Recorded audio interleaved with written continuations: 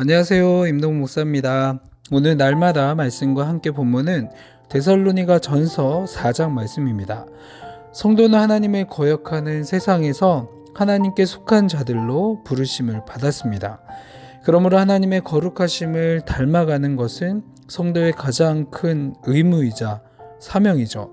사도 바울은 데살로니가 교회 역시 거룩함을 추구해야 된다라고 강조하면서 거룩함이 필요한 구체적인 영역을 제시하고 있습니다. 첫 번째는 바로 가장 가까운 가정이죠. 4절의 말씀을 보시면 거룩함과 존귀함으로 오직 아내만을 사랑하고 정욕에 빠지지 말아야 한다라는 것을 강력하게 명령하고 있습니다.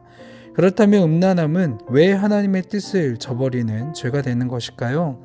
음란은 다른 사람을 쾌락의 도구로 사용하는 죄이고 상대방을 착취하는 행위이기 때문에 그렇습니다.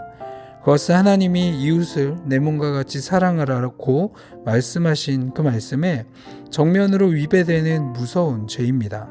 아마 바울이 이야기하는 이 음란하지 말아야 할 것은 당시의 사람들도 타락할 때에 타락해 있는 자들이었기에 정말 지키기 힘든 일이었을 것이라고 생각이 듭니다. 그렇다면 우리는 어떻게 해야 될까요? 성도된 우리들은 하나님을 닮아 거룩함을 실천하고 그 진리를 젊은 세대들에게 가르쳐야 합니다. 거룩함의 본을 보이는 것이야말로 교회가 죄로 어두워진 세상 가운데 빛과 소금의 역할을 감당하는 강력한 방법이 됩니다. 그리고 9절에서 10절 말씀에 나오는 말씀처럼 형제를 사랑함으로, 즉 교회의 지체를 사랑함으로 그 사랑을 나타내야 합니다. 여기서 사랑하라 라고 하는 것에 대한 전제 조건이 있습니다. 내가 이성적으로 사랑하는 것, 내가 좋은 사람을 사랑하는 것은 너무나 쉽습니다.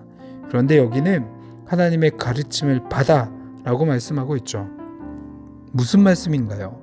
예수님의 희생의 사랑, 순종의 사랑, 섬김의 사랑을 우리들이 해야 될 사랑이고 또 섬겨야 될 사랑입니다. 그래서 서로 사랑하며 섬기는 예수 그리스도의 제자가 되어야 합니다. 그리고 교회 자체가 거룩함을 실천하도록 하나님께 능력과 도우심을 구하며 세상의 본이 되는 교회, 하나님의 사랑을 전하는 교회로 세워져야 하겠죠. 그리고 두 번째로 우리가 거룩함을 지켜야 하는 영역은 바로 경제생활 가운데서, 즉 일터 가운데서 지켜야 합니다. 사도 바울은 성도의 삶에 나타나야 할 거룩함의 모습으로 경제생활을 듣고 있습니다.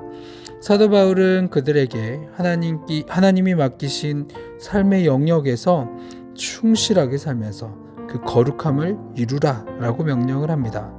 사도 바울이 이렇게 자신 있게 말할 수 있었던 이유가 무엇일까요? 바울 자신이 교회의 짐을 지우지 않기 위해서 노동하고 수고했던 사람이기 때문입니다. 성도는 노동의 현장에서 거룩함을 이루어야 합니다. 무슨 일이든지 대충 눈속임으로만 하지 말고 정말 그 일을 주님을 섬기는 것처럼 해야 합니다.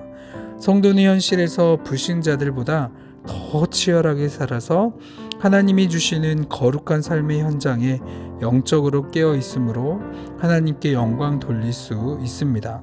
창조 이래로 가정과 일터는 하나님의 복을 경험하는 장소가 되었습니다.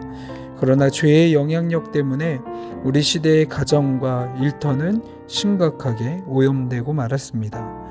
이렇듯 타락한 상태를 다시 거룩하게 회복하는 것이 바로 우리 그리스도인들의 책임입니다. 그러기 위해서는 우리가 날마다 말씀 안에서 하나님의 능력을 덧입어 거룩한 가정과 일터를 만들어가는 일에 더욱더 치열하게 온 힘을 다해 거룩함을 지켜감으로 하나님을 기쁘시게 하는 것이 나의 사역이다, 나의 소명이다 라는 것을 깨달아 하나님의 기쁨이 되어지는 저와 여러분 되기를 소망합니다. 아멘. 같이 기도하겠습니다. 사랑이 많으신 하나님, 하나님의 은혜에 감사합니다. 늘 우리를 사랑하시고 인도하시며 함께 하시기 원하시는 주님의 은혜를 기억하게 하시고 우리가 가정뿐만이 아니라 일터에서도 하나님의 복을 경험하며 나누는 삶을 살아가게 하시고 날마다 하나님의 말씀과 함께 능력을 힘입어 살아가게 하여 주옵소서. 오늘도 함께 하실 주님께 감사드리며 이 모든 기도 사랑이 많으신 예수님의 이름으로 기도합니다. 아멘.